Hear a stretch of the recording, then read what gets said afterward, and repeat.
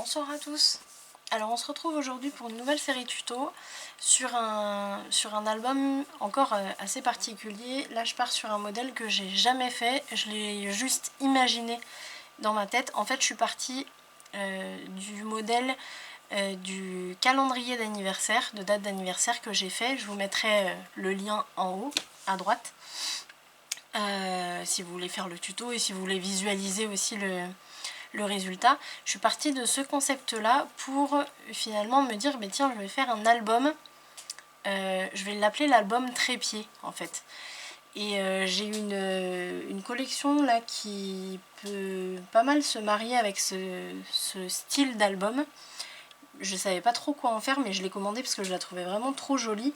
C'est cette collection là, donc ça vient de la boutique Alchemy of Art, pardon pour l'accent, et c'est la collection Legend of Magic School. Bon, en gros c'est l'histoire pas de Harry Potter parce qu'il n'y a pas Harry Potter dedans, mais voilà, autour de toute l'histoire du film Harry Potter, enfin ou du livre Harry Potter. Donc du coup j'en ai pas mal, j'ai pris deux blocs 30-30, donc c'est les mêmes hein. Ça par contre chez eux il n'y a pas de bloc pattern et de bloc normal. Donc là c'est les deux mêmes. J'ai pris un bloc 20-20 et le bloc... comment on l'appelle ce bloc là, je sais pas trop comment on l'appelle ce bloc là. C'est le bloc où il y a toutes les découpes en fait. Ce que j'adore avec cette compagnie là c'est qu'en fait vous avez... Je vais en sortir... je vais sortir une feuille avec l'ouverture. D'un côté vous avez la découpe on va dire normale, vous voyez comme ça. Hop. Là, vous voyez vous avez les découpes normales on va dire. Et derrière vous les avez, donc ça veut dire que si vous prenez une découpe, par exemple je prends la jeune fille là, je me retrouve en fait avec une découpe recto verso. Déjà ça c'est top. Mais en plus de ça, moi je sais que jusque là, avant de connaître cette compagnie là, j'étais pas très à l'aise pour tout ce qui était découpe. Vous voyez par exemple ici, on a un livre, bon là il est dans mon sens, je le mets dans le vôtre, on a un livre ouvert avec plein de choses, mais surtout on a des feuilles assez fines ici, et du coup moi j'étais pas très à l'aise pour faire les découpes comme ça. Du coup je les laissais de côté, je les utilisais pas, ce qui est quand même assez dommage. Et en fait quand on retourne, eh bien on a on va dire comme un guide pour découper bien autour et que ça fasse joli. Et vraiment je l'ai fait avec la collection de Alice. Alors c'est pas Alice au pays des merveilles, mais je l'ai plus en tête. Bref, j'avais fait l'album spécial avec Dominique avec cette collection là, et vraiment c'est top le fait que ce soit recto verso et qu'il y ait un espèce de guide pour couper autour. Sur des pièces simples comme ça, on va dire que c'est pas trop nécessaire, mais même que moi j'aime bien. Mais c'est vrai que c'est plutôt sur les éléments qui sont très fins, comme celui-là aussi. On a un trait tout fin ici. Mais là, on regarde, on a le guide. Donc c'est vraiment top. Donc du coup, j'ai pris ce bloc-là. Ici, on a des petites choses si on veut découper aussi. Donc j'ai pas mal de stock en fait là. Donc ça va être sympa. Et on va se retrouver avec un album avec des grandes pages, vous allez voir. De toute façon on va commencer tout de suite. Je me suis avancée un petit peu parce que bon, moi je l'imagine dans ma tête, mais quand on met en application, bah, des fois on a des surprises. Alors déjà je me suis fait les 3 premières pages, base de pages on va dire, pour pas vous mettre dans une situation compliquée pour les faire après. Si je sais pas trop où je vais, c'est compliqué, ça m'est déjà arrivé plein de fois. Donc là on va se retrouver avec nos 3 bases de pages ici. Et pourquoi l'album trépied? Tout simplement parce qu'il va se tenir debout comme ça, vous voyez, et donc on aura un genre de trépied derrière. Alors je suis encore en train de réfléchir à la meilleure solution pour justement ce trépied, parce qu'on va avoir beaucoup de poids, etc. Donc je suis en train de réfléchir à la meilleure solution. Pour l'instant on va s'occuper des pages, mais ça va le faire, il n'y a pas de problème. Donc là on va s'occuper de la 4e page. Donc je mets ça de côté. Alors pour la 4e page, on a besoin de 2 feuilles A4. Alors là moi j'ai pris du 300 grammes, je vous conseille vraiment de prendre du 300 grammes pour les bases de page en général. C'est vraiment solide et vous êtes sûr d'avoir un album qui va tenir dans le temps, surtout s'il y a des pliures ou des choses comme ça. Donc vraiment partez sur du 300 grammes si vous n'en avez pas ou si vous n'en trouvez pas. Ben, prenez le plus épais que vous ayez, du 250 grammes, ça peut être pas mal. Du 200 grammes, faut pas aller en dessous. 200 grammes c'est sûr, c'est le plus bas pour la base de page. Donc voilà, là moi j'ai pris du 300 grammes que j'ai commandé sur Amazon en gros paquet comme ça. Et alors je sais plus combien je l'ai payé. Si ça intéresse quelqu'un, dites-le moi dans les commentaires et je vous trouverai le lien. Alors sur nos deux pages A4, il y en a une pour l'instant, on n'y touche pas, on la laisse de côté. La deuxième, j'ai fait une marque ici pour faire une bande de collage finalement de 1,5 cm. Donc on ne mesure pas ici, on fait juste une bande de 1,5 cm qu'on va plier toujours côté montagne bien sûr. Et on va prendre la page A4 à côté, donc là j'ai biseauté et on va juste en fait aller la caler contre le pli, alors en dégageant bien le pli, c'est pour ça que là vous voyez vous repliez pour voir ce que ça donne, mais pour pas gêner le pli quand il va se refermer. Là vous voyez si je la mets au fond, si j'ouvre, je vois que je suis on va dire un quart ou un demi millimètre du pli en lui-même. Donc ça il faut bien faire attention, et il faut faire attention à être bien droit à ce niveau-là. Hop, là je ne l'étais pas tout à fait, et là c'est parfait. Je mets ma colle à l'intérieur de ma bande de collage. On va avoir des vraiment grandes pages là. On va pouvoir, je pense, pas mal s'amuser. Ensuite, hop, on plioir. Donc là, on replie. Alors on replie, vous voyez, par-dessus la feuille A4 là, à laquelle on n'a pas encore touché. Vous allez voir, c'est des bases de page vraiment très simples. Voilà, donc là on est bon. Maintenant, je prends ma planche de traçage. Je vais me mettre, on va dire la page la plus courte vers moi. Ici, je vais mettre, alors je vais zoomer un peu pour vous montrer. Ici, vous voyez, j'ai la bordure de ma page la plus courte. Je vais l'aligner sur mon 2 cm. Alors, peu importe, là moi je prends mon repère de 2 cm, vous pouvez prendre n'importe lequel, mais en tout cas, le truc qui va se produire, c'est que on va déplier ici. Donc si vous vous souvenez plus quel repère vous avez pris, bah, vous savez pas où faire votre pli. Donc là, je prends comme repère le 2 cm. Je l'aligne vraiment au bord de ma page la plus courte. Il faut faire attention à être bien aligné ici aussi. J'ouvre mon espèce de carnet là. Et là, je vais aller marquer le pli au niveau du 2 cm.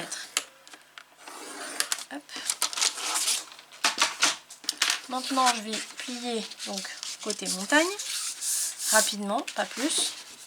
Et je vais replier de l'autre côté. Donc c'est-à-dire que je plie du côté, vous voyez, où ça se ferme.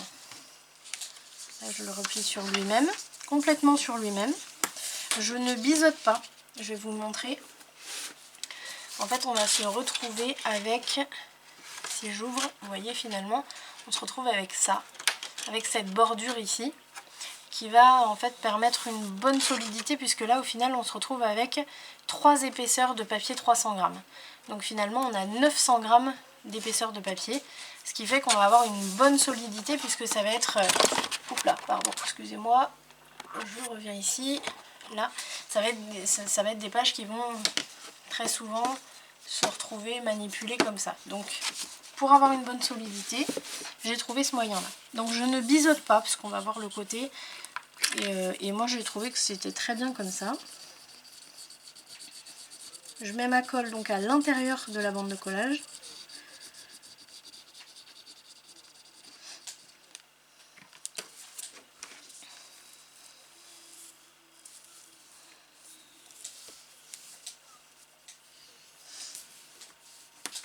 Voilà. Et ici, je vais remettre de la colle juste sur la bande de collage que je viens de coller.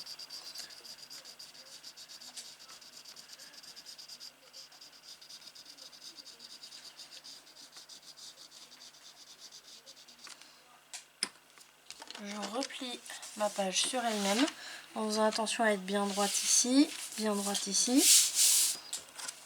Et là, je presse bien.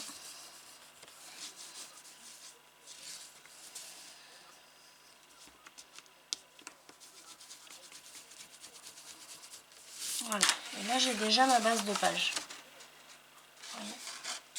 Alors c'est ouvert des deux côtés. Pour l'instant j'ai décidé qu'on allait laisser les deux ouvertures comme ça. Et on va voir au fur et à mesure, on se servira de l'ouverture, je pense. Peut-être que ça va changer, mais je pense qu'on servira de l'ouverture pour glisser la bande de collage d'un rabat, soit à droite, soit à gauche, enfin on verra. Mais pour l'instant, je préfère les laisser ouvertes des deux côtés. On va voir après.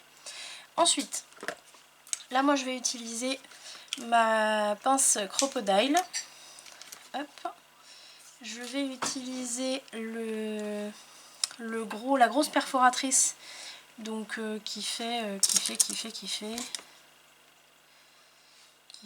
6 mm.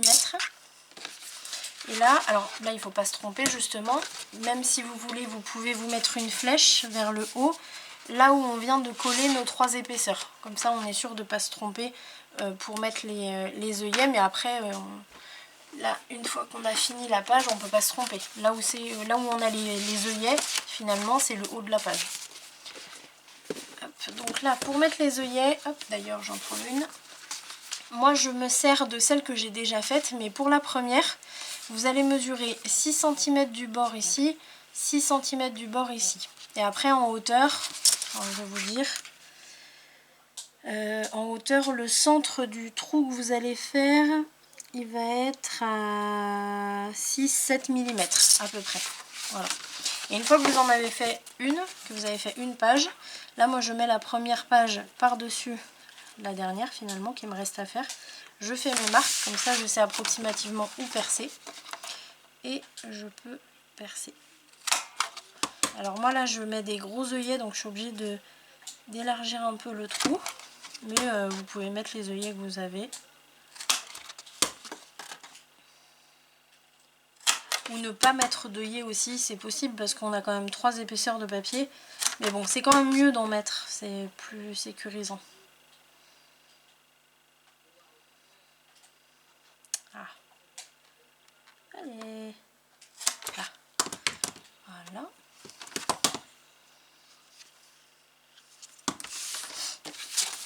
Ici. Donc, je prends un premier œillet.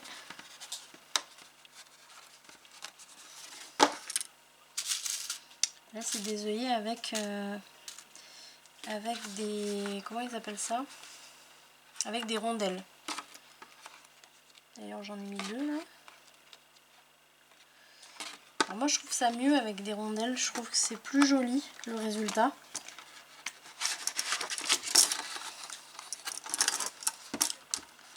Voilà.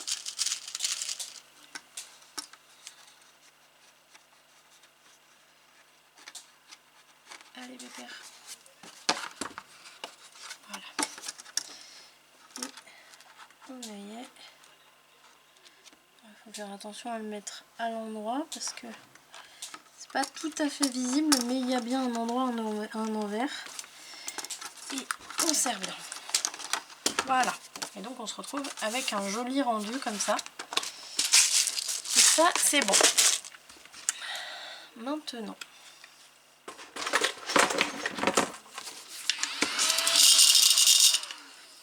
Donc là, on se retrouve avec nos 4 pages. On va pouvoir... Alors, la flèche vers le haut, là, je l'ai faite ici, mais bon, je vais l'enlever parce que là, maintenant, c'est plus la peine. J'allais dire, on va pouvoir se les noter. Ouais, on va pouvoir se les noter quand même. Donc là, on va être sur la page 1 côté A. 1 côté B. Alors là, il n'y a pas de croix à faire pour la tranche, puisque la tranche, elle sera en haut. Là, c'est la 2 côté A. 2 côté B. Et ainsi de suite.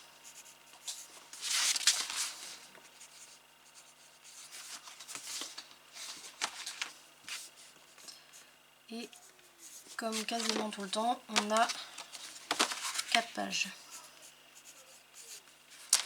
Voilà, on a nos 4 pages. Ce que je vous propose, je vais regarder à combien de temps on est. On est 15 minutes. Ce que je vous propose, c'est qu'on fasse déjà la première page. Alors, on va commencer directement par les 4 cartes twist, ou l'accordéon, des fois je l'appelle comme ça aussi. Et ici, on va normalement se retrouver avec des grandes cartes, puisqu'on a quand même pas mal de possibilités ici. Donc là, je suis juste en train de réfléchir. Ouais, il va s'ouvrir normalement vers le haut, si je ne me trompe pas. Alors, je vais prendre une feuille A4. Donc je reste sur mon 300 grammes là pour l'instant. On est toujours sur la base avec les... Pour moi, comment dire, les rabats des interactions, ça fait partie des bases de page. Donc on reste avec le même poids. Ici, ce qui va se passer, c'est qu'on a quand même cet espace ici qui va pas être utilisable. Donc il va falloir qu'on se mesure le même espace à chaque fois. Sur toutes les pages pour que ce soit quand même régulier. Donc là, je pense que si je mesure la totalité, on a une page qui fait 28,3. Donc c'est quand même pas mal.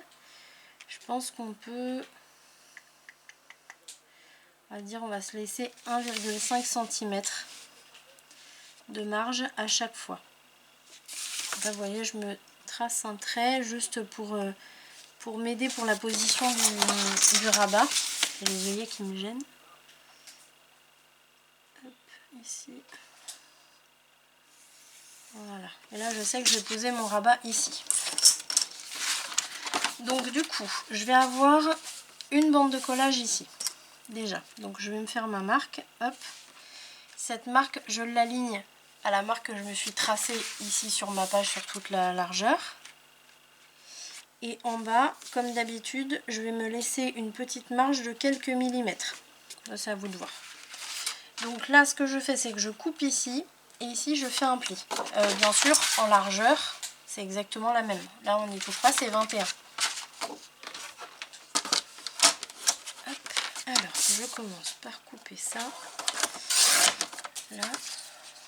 Par contre, je vais me mettre après dans l'autre sens parce que ça, c'est le côté... En fait, vous voyez, ce papier, il n'a pas le même aspect de ce côté-là que de ce côté-là. Donc pour moi, ça va être l'extérieur. Il va être posé comme ça, le rabat. Mais bon, je vais le retourner après, c'est pas grave. Alors, un pli ici, pas de gousset pour les 4 cartes twist. Je vais gommer, biseauter.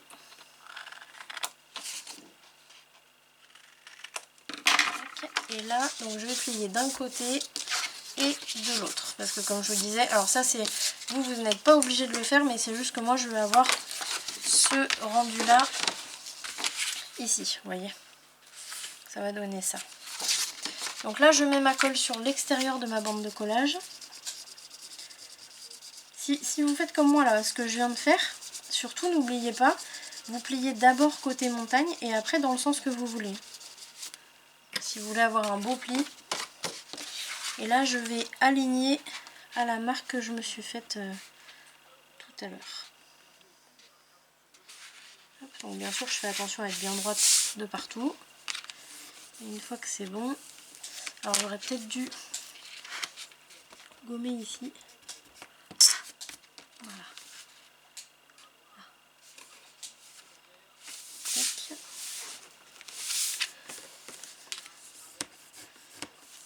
Voilà.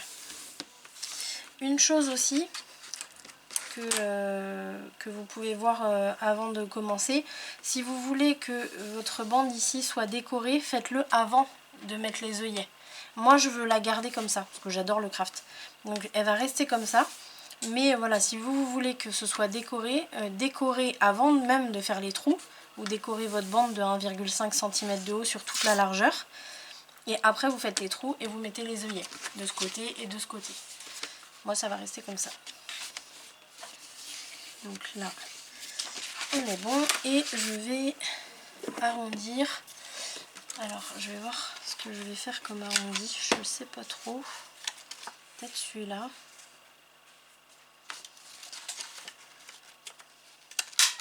Hop.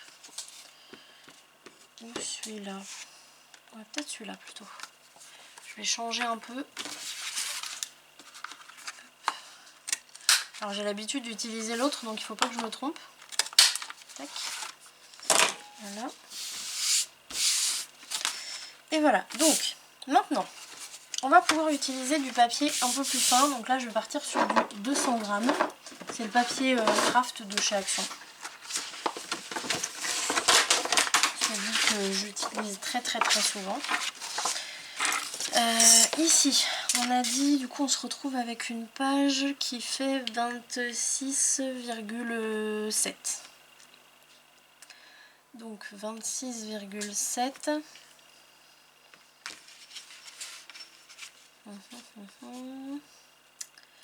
Alors je fais mes calculs et je reviens tout de suite. Alors me revoilà. Donc après avoir fait mes petits calculs, alors je pourrais les faire plus grandes que ce que je vais faire là, mais très honnêtement j'ose pas, j'ai peur que ce soit vraiment très grand et que du coup le mécanisme fonctionne mal. Donc on va rester sur le plus grand, on va dire, que j'ai fait. Donc là on va se retrouver avec du papier 200 grammes comme je vous ai dit. Donc, pour l'instant je mets ma page de côté. Sur cette feuille A4 de 200 grammes, on va se faire donc dans le sens portrait, on va se faire un morceau de 17 cm de large. Hop. Donc sur ce morceau de 17 cm, on va se faire une ligne de pliure au centre. Donc 17, on a dit 8,5. Hop. Donc une ligne de pliure au centre. Ensuite, je tourne mon morceau. Là je vais avoir 29,7, donc c'est un peu pénible. Donc moi ce que je fais, c'est que je le coupe à 29. Alors là, il n'y a aucune raison particulière à part le fait que ce soit moins chiant de trouver le centre. Donc je le coupe à 29. Tac. Et là, je me trouve le centre. Alors là, juste au crayon, le centre de 29. Donc 14,5 ici. Et hop, je vais me le faire comme ça. En bas, je fais pareil. Hop, une marque à 14,5. Ensuite, je vais me faire, alors là j'ai besoin de ma règle. Je vais me trouver donc avec cette marque là que je viens de faire. On a dit 17 ici, donc on a dit 8,5. Donc là je vais me mettre mon 8,5. Alors je vais zoomer un peu pour vous montrer. Donc le 8,5, je vais l'aligner à ma marque, à la marque que je viens de faire. Sur ma règle, le 8,5 c'est aligné. Ici je vais me faire une marque à 0 et une marque de l'autre côté. Alors pour ceux qui l'ont déjà fait avec moi, ils savent que je mets ma deuxième marque. Mais là, on va tester une nouvelle technique. Alors c'est la technique à Dominique. Et je veux tester pour voir si c'est plus simple à vous expliquer ou pas. Enfin, vous me donnerez votre avis pour ceux qui ont suivi les précédents. Donc là, on se met juste à 0. Et de l'autre côté, on se met à 17. Une marque à 17. On fait pareil en bas. Donc 8,5. Donc là, je l'aligne. Hop là, je suis hors du champ, pardon. Donc là, j'aligne le 8,5 à la première marque que j'ai faite. Je me fais une marque à 0 et une marque à 17. Une fois que j'ai fait ça, j'ai gardé ma planche de traçage en dessous. Hop, je vais pouvoir aligner donc cette marque là, donc la marque en haut à gauche avec la marque en bas à droite et la marque en haut à droite avec la marque en bas à gauche. Donc là pour moi je me sers du centre de ma planche, là vous voyez la marque, pour aligner ces deux points là. Donc je me mets ici bien aligné, en bas pareil. Et je vais rejoindre pardon, la ligne horizontale qu'on a fait tout à l'heure. Tac. Ensuite, je me laisse mon pointeur au centre. Donc vraiment au centre à à la jointure, on va dire, des deux lignes. Et là, je vais bifurquer un peu vers la gauche pour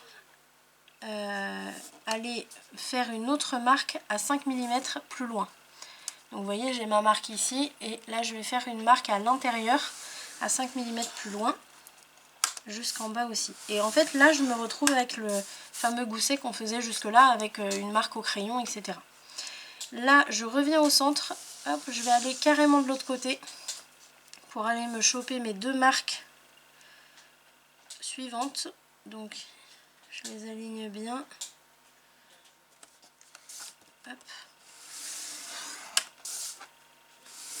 Voilà, je reviens au centre et là je bifurque à 5 mm plus loin, donc pour faire une marque à 5 mm à l'intérieur.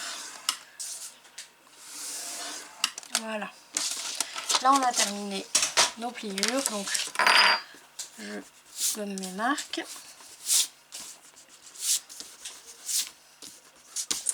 Voilà. Maintenant je vais plier donc d'abord la ligne horizontale côté montagne et je la replie dans l'autre sens. Ensuite je vais m'occuper des deux X finalement, que là par contre je plie dans le sens montagne et je le laisse de ce côté là. Donc le premier pli, le deuxième pli, vous voyez ça se fait tout seul.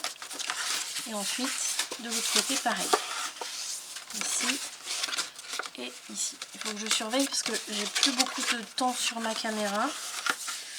Donc je vais vous faire une partie B pour la page numéro 1, côté A. Quand on a fait nos plis, on se retrouve directement avec le morceau qui veut déjà se plier tout seul. Donc on a juste à appuyer au centre comme ça. Et surtout à bien aligner comme je les appelle, les deux pans de mur de la maison. Et ici on peut avoir voilà, notre petite maison qui est formée. Donc avec mon plioir, je vais directement aller sur le toit de la maison là. Je vais lisser jusqu'en haut, sur les côtés, pour bien remarquer les plis. Et je vais bien faire aussi au centre. Ici, il faut faire bien attention à ce qu'il ne se chevauche pas. Il faut qu'il soit bien côte à côte. Alors là, il me reste 4 minutes. Ok, donc là, le mécanisme il est fait, le mécanisme de base. Je vous reprends tout de suite pour vous faire la partie B de cette page numéro 1 côté A. Je vous dis à tout de suite.